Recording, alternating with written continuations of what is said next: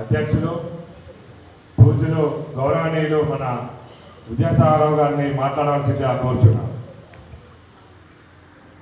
కొల్లాపూర్ మండల పార్టీ కార్యాలయం జిల్లా కార్యక్రమం ఈ కార్యక్రమానికి పిలవగానే కొంతమంది యువకులందరూ కోరిన సార్ ఒకసారి ప్రవీణ్ సార్ పిలిపారు సార్ అంటే సంజయ్ ఇంకా సార్తో మాట్లాడుతున్నారు.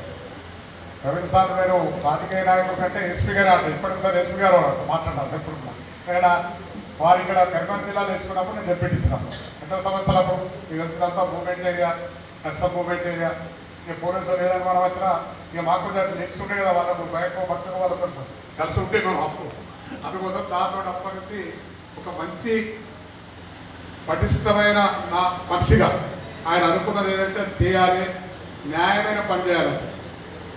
అన్యాయమైన పని మీద ఆనాడు పోలీస్ ఆఫీసర్గా ఉండి చాలా మంది తప్పులు చేసినారు. కానీ ప్రవీణ్ కుమార్ గారిని మనం ఎక్కడ కూడా తప్పులు వెళ్తే దొరకనటువంటి ఎస్పీగా పనిచేసి మన దగ్గర మంచి 3 సంవత్సరాలు పేరు సంపాదించుకున్న ఎస్పీ గారు మన దగ్గర ఖర్చుడు మల్లాపురం కాగా మా నర్సరెడ్డి చెప్తున్నాడు సార్ మీ అయినా మీరు ఎస్పీ గారు ఉన్నప్పుడు మాట్లాడడానికి ఎట్టిస్తారని ప్రసాద్ చూపిస్తున్నాడు పేరు తనలో వినాశం. ఆ విధంగా మంచి కార్యక్రమాలు ప్రజల్లో చైతన్యం తీసుకురావాలి, ప్రజలు దేనికి లొంగిపోవద్దు, ఈ మూమెంట్ ఎక్స్ట్రా మూమెంట్ కానీ చెప్పుకుంటా పేదవాళ్ళు కూడా పనిచేసుకునే విధంగా చేయాలని ఒక మంచి సంకల్పంతో గ్రామాలు తిప్పుకుంటా ప్రజల మార్పు కోసం పోరాటం చేసి ఇవాళ రాజకీయంగా కూడా మార్పు తీసుకురావాలి, రాజకీయంగా కూడా ఇలా మంచి నాయకత్వం ఉండాలి, రాజకీయంగా ఇలా మంచి పరిపాలన ఉంటేనే ఈ రాష్ట్రం బాగుపడుతుందని చెప్పి టీఆర్ఎస్ పార్టీలో ముఖ్య నాయకుడిగా కేసీఆర్ గారి సన్నిహితుడిగా ఉండి ఈ కార్యక్రమాన్ని చర్చించిన వారికి మన మండలి తరఫున మన కుటుంబ తరఫున పేరు పేరు స్వాగతం పలుకుతూ మరి ఈ కార్యక్రమంలో ముఖ్య అతిథిగా పాల్గొన్న మా మిత్రుడు మా అన్న మా తమ్ముడు రమణ గారికి అదేవిధంగా మీ అందరి మీకు అప్పచెప్పేసిన మీరే సోదరుడిగా చూస్తూ మీ అందరూ కూడా మా సంజయాన్ని అని చెప్పి నా మీద ఎంతైతే ప్రేమ చూపించారో అదేవిధంగా మీకు ప్రేమ చూపిస్తున్న మన యువ ఎమ్మెల్యే సంజయ్ గారికి అదేవిధంగా మన మాజీ జెడ్పీ చైర్పర్సన్ ఆమె కూడా ఒక నాయకురాలుగా చిట్యాల జిల్లాలో ఒక మంచి పేరు గల వ్యక్తిగా ఉండి జిల్లా పరిషత్ ఒక 5 సంవత్సరాలు సౌకర్యంగా అనిపించిన మా జెడ్పీ మాజీ చైర్పర్సన్ రావు వసంత గారికి మన బిడ్డ మన మెట్పల్లివాసి కమలాపూర్ మండలైన మెట్పల్లి ఉండడం కనుక మనందరూ తెలిసిన వ్యక్తిగా రాజకీయంగా దాదాపు ఒక 10 సంవత్సరాలు 20 సంవత్సరాల నుంచి ప్రజల మధ్య ఉన్న మా లోక బాబురెడ్డి గారు మార్కెట్ చైర్మన్ గారికి మా పార్టీ అధ్యక్షుడు తోట శ్రీనివాస్ గారికి డిప్యూటీసీ సందిరెడ్డి శ్రీనివాస్ రెడ్డి గారికి ఎంపీపీ సరోజ్ ఆదిరెడ్డి గారికి లోకల్ మాజీ డిప్యూటీసీ మాజీ ఎంపీపీ ఇప్పుడు ప్రస్తుత అధ్యక్షుడు సింగల్ మీటర్ చైర్మన్ నర్సారెడ్డి గారికి వివిధ గ్రామ పెన్షన్ మా మోహన్ రెడ్డి గారికి చైర్మన్ గారికి శ్రీకాకుళం సొసైటీ చైర్మన్ గారికి వివిధ హోదాలున్న నాయకులకు మన బిడ్డ గోదావరి పక్కకు పోయి కానీ అక్కడ ఉన్నది ఇక్కడ కానీ గోదావరి పక్కకు పోయి కూడా చివరి వరకు పోరాటం చేసి కొద్ది తక్కువతో ఉండిపోయిన మన బిడ్డ జాన్సన్ కొంత అప్సెట్ ఎటువంటి ఊరిపోయారంటే ఇక్కడ వాస్తవాన్ని మాట చెప్తారు కనుక ఇట్లా నరేష్ గారికి ఈ కార్యక్రమంలో మీరు అందరూ కూడా ధైర్యంగా చూస్తున్నాం. మనం కూడా 1.5 years నుంచి నేను కూడా వింటున్నాం. ఈ కష్టం ఏదైనా వచ్చినా చెప్పగానే నేను కూడా ఎక్కడున్నా వస్తున్నా. అలా మా మల్లయ్య గారు జెడ్పీటీసీ గారు మాజీ జెడ్పీటీసీ మల్లయ్య గారికి ఆయన పోల్ట్రీ ఫామ్ పెట్టుకున్నాడు, అదే గోళ్ళ ఫామ్ పెట్టుకున్నాడు. ఏమీ లేదన్నా ఆయన భూములని పెట్టుకున్నా కూడా భూములు ఇది పరపోతుంది 50-60 సంవత్సరాల తాతల కాలం నుంచి ఆయన భూములు అనేది ఇది గవర్నమెంట్ భూమి అని చెప్పి పోర్చడం చేసి అటువంటి గవర్నమెంట్ భూములు ఎంతో మంది కబ్జా చేస్తున్నాం మనం ఇవ్వాలంటే అటువంటి ఆయన కోసం వస్తున్నా నేనున్నా మల్లయ్య భయపడద్దు చెప్పి ధైర్యంగా పోయినాం. ఆనాడు మండలి ప్రెసిడెంట్ అప్పుడు కూడా చూసిన మీరు చాలా మంది కట్టెపట్టుకొని బయలుదేరినప్పుడు నేను ఎమ్మెల్యే కాలే ధైర్యంగా ఉన్నాం, ధైర్యంగా ఇప్పటికి ఉంటాం. మీ అందరు కాపాడుకున్న బాధ్యత మాది. ఎవ్వరు భయపడాల్సిన అవసరం లేదు. ఎప్పుడైతే ఇక్కడిగా 2 సంవత్సరాలు కలిసిపోయి ఇంకా 2 సంవత్సరాలు పాల్గొన్నది లేదు. దొంగలు పడ్డారు, దొంగలు పడ్డప్పుడు ఏం చేస్తాం? భయపడతామా? కొట్టడానికి కొడతాం, లేకపోతే సంపడానికి సాటకాలు జాగుతాం. ఏదైనా చేద్దాం కంటే భయపడాల్సిన అవసరం లేకుండా రేపు సంస్థాగత ఎన్నికల్లో మన పట్టు చూపించాలి. ఇంతకుముందు చూసాం మన నిజవర్గంలో 4 మండలాలు 4 డిప్యూటీస్లు మనమే గెలిచినాం, 4 ఎంపీపీలు గెలిచినాం. మనం సర్పంచులు 78 మంది సర్పంచులు ఉంటే దాదాపు 70-72 సర్పంచులు గెలిచినాం. మనం మున్సిపల్ 2 ఉంటే 2 మున్సిపల్ గెలిచినాం. అదే పట్టు ఇప్పుడు సాగిస్తాం. భయపడాల్సిన అధికారం లేవు. పోలీసులు వస్తాము, వీళ్ళు భయపడతారు, ఎవ్వరు భయపడలేదు. ధర్నాల కాడ ఒక్కరికి అన్యాయం జరిగినా, ఒక్క మనిషికి అన్యాయం జరిగినా అందరం కలిసి పోదాం, ధర్నాలు పెడదాం, గడబడి చేద్దాం, కాపాడుకున్న బాధ్యత మాది. నేను ఎవరు ఉంటాం ఎప్పుడు, ఎందుకంటే మీకు చెప్పిన చాలాసార్లు నేను కూడా ఈ సంవత్సరాల కాలం నుంచి నేను కూడా ఇన్ని రోజులు ప్రజల్లో కూడా తిరిగిన శరీరాన్ని పట్టించుకోలేదు.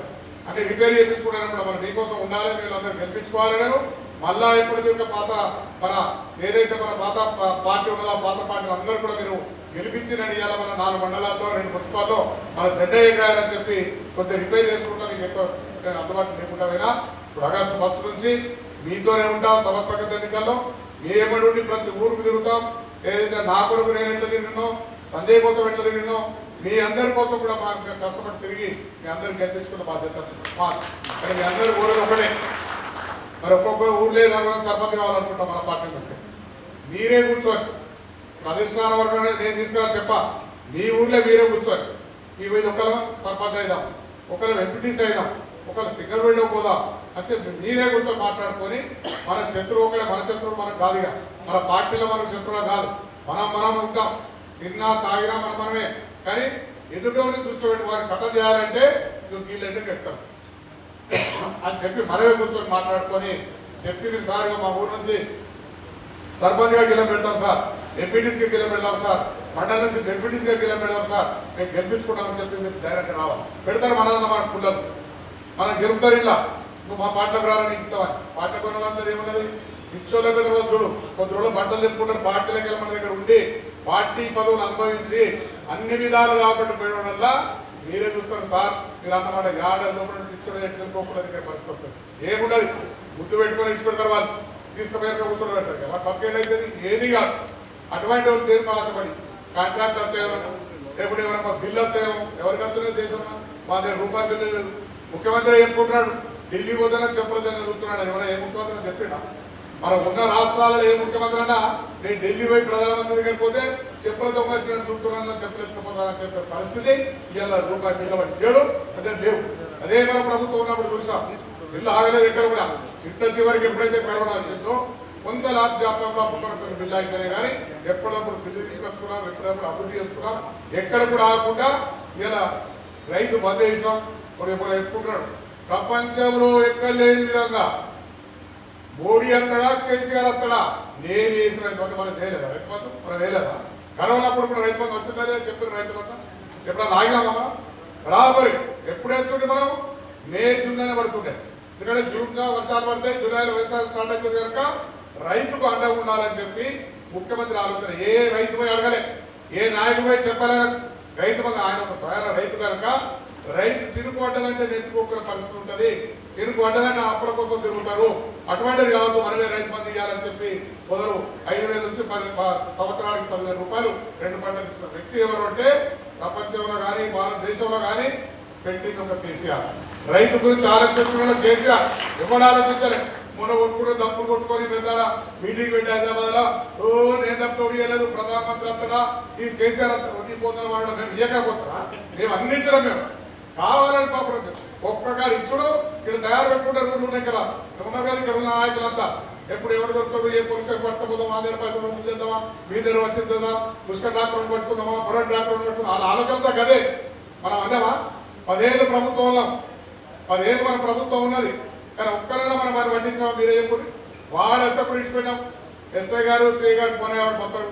మేమే ప్రభుత్వం నుంచి డాక్టర్లు ఇచ్చిన 400 మంది ఏదైనా బతకాలని ఇచ్చినా కానీ పోనే చెప్పినా కానీ మనం పట్టించినామా? మీరే చెప్పాలి. మీరే తిడుతున్నారు.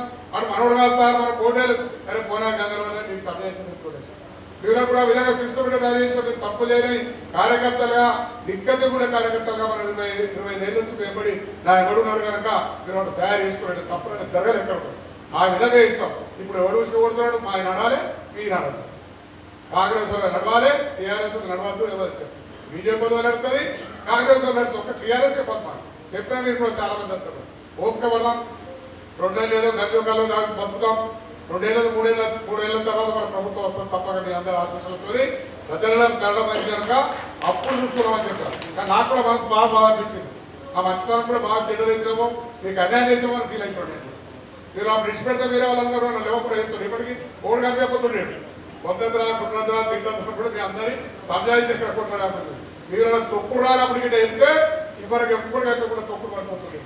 అటువంటి వాళ్ళు చేసా కనుక నాకు కూడా ఇప్పుడు అనిపిస్తుంది నేను ఇచ్చిపెట్టగా మీరు ఇచ్చిపెట్టా నేను ఇచ్చిపెట్టా చెప్పా మీరు కూడా మీరు కొట్టే రావాలి నా దగ్గరికి సార్ కనుకుంటాం వెరీ గుడ్ అంతే ఎందుకు కొట్టేవాళ్ళు ప్రశ్న రాదుగా జవాబు రాదు నా దగ్గర నుంచి ఎందుకంటే మన బాగా మంచితనం కిందకి ఈ విధంగా చేసింది మీ అందరికీ అన్యాయం చేసిందని నా మనసు క్షోభపడుతున్నాను నా మనసు బాధపడుతున్నా అరే బాబు నా కార్యకర్తలకు అన్యాయం చేసిందా మా వాళ్ళు మంచి మార్గంలో నుంచి ఇట్లా కష్టపెట్టి పాపం వీళ్ళు దుర్మార్గం చేసి మా వాళ్ళు కష్టపెట్టబట్టి అని చెప్పి ఫీల్ అవుతున్నారు కనుక ఎవ్వరికి భయపడవలసిన అవసరం లేదు దేనికైనా అర్ధరాత్రైనా పగలైనా మీరు ఎప్పుడు పిలుస్తాం వస్తుంటాం మీరు ఫోన్ చేసి రావచ్చా ఒక్కరికి జరిగినా అన్యాయం మన మండలం అందరం జరిగినట్టు ఏ మండలం జరిగినా ఏ నాయకులు జరిగినా ఏ కార్యకర్తలు జరిగినా అందరం గుమ్మ కూడా పోయి కొట్లాడదాం ఈ ప్రజాస్వామ్యంలో అడిగే హక్కు మనకు ఉన్నది వల్ల ఇప్పుడు అనుకుంటేనే సార్ ఎస్పీ గారు ఏమనుకుంటుంది ఇప్పుడు ఊరికి ఆర్థికత ఇప్పుడనే ఈ మూమెంట్ నచ్చినట్టు ఉంటాం మనం చూడాలి అలాగే ఫీల్ అయితే చెప్తుంటారు వాళ్ళు ఉండగలుగుతారు ఎవరి భయం లేకుండా అయిపోయింది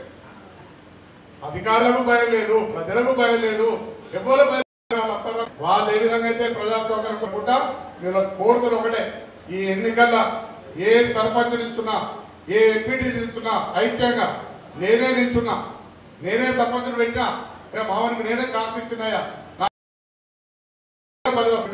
కేసీఆర్ గారితో మాట్లాడి కూడా రాష్ట్ర లెవెల్లో కూడా మన నిజవర్గానికి ఏదో కొంచెం మా కుటుంబం మీద తింటాం మా కుటుంబం ఇదంతా ఎవరికి వచ్చినా నా తమ్మునికి వచ్చినా అన్నకి వచ్చినా మేము అందరం కలిసి పోరాటం చేస్తాం మీరు ఎవరు చెప్పాల్సిన అవసరం లేదు తిప్పి కొట్టి తప్పక 100కి 100 వాళ్ళు సర్పంచులు గెలవాలి 78 మంది సర్పంచుల్లో మనం 4 మున్సిపాలిటీసులు 4 జెడ్పీటీసీలు 4 ఎంపీపీలు ఐక్యంగా ఇద్దాం సింగల్ విండోలు కూడా 16 సింగల్ విండోలు అయి పోయినసారి ఐఎస్ సింగల్ విండో గెలిచినాం మనం సింగల్ విండోలు కూడా ఐఎస్ గెలిచినాం మనం గెలిచినాక ఇద్దరికి ఇక్కడికి వెళ్ళి జిల్లా లెవెల్లో కూడా పదవులు తీసుకొచ్చినాం జిల్లా డైరెక్టర్గా ఇద్దరు తీసుకొచ్చినాం కానీ దొంగలు పోయినారు అంతా అవి పోయినాయి మీరు ఇంకొక అనుమానం కూడా మీకున్నది సార్ మేము ఇంత కష్టపడుతున్నాం ఇంత తిరుగుతున్నాం మళ్ళీ వాడేమంతా మీరు తీసుకుంటారేమో సార్ వాళ్ళు మళ్ళీ ముమ్మడి పెడతారు వాళ్ళు అది మర్చిపోదు మీరే బిడ్డరు మీరే కేసీఆర్ వారసులే మీరే తెప్పిస్తాం మిమ్మల్ని క్యాండిడేట్లు చేస్తాం కానీ వాడు ₹1 పెట్టిన వాళ్ళు తీసుకునేది లేదు మిమ్మల్ని మేము నచ్చిన ఇంటింటి పోయి దానం పెట్టి కాలు పెట్టి గెలిపిస్తాం కానీ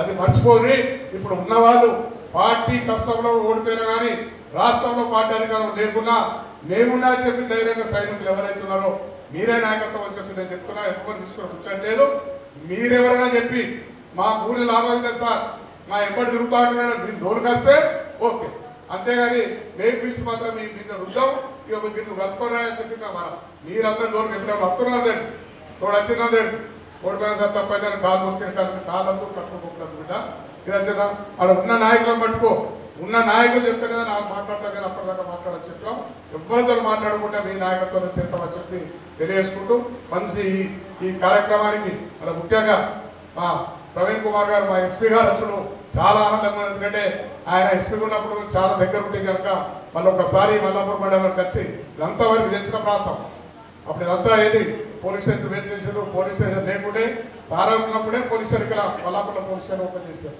ఆ విధంగా చేసిన వ్యక్తి కనుక ప్రాంతం తెలిసిన వ్యక్తి కనుక మరొకసారి ఇక్కడికి వచ్చినందుకు వారికి స్వాగతం పలుకుతూ మీ అందరికీ కూడా పేరు పైన చేతులెత్తి నమస్కారం చేస్తూ కూర్చున్నారు జై తెలంగాణ జై తెలంగాణ కేసీఆర్ గారి నాయకత్వం కేసీఆర్ గారి నాయకత్వం కారు గుర్తుకే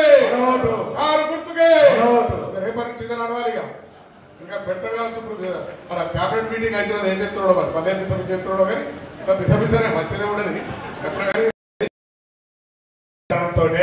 మా అధికార పార్టీ ఏ పార్టీ మన మనసులో మీరు పదవించిన అలా ఏడుస్తూ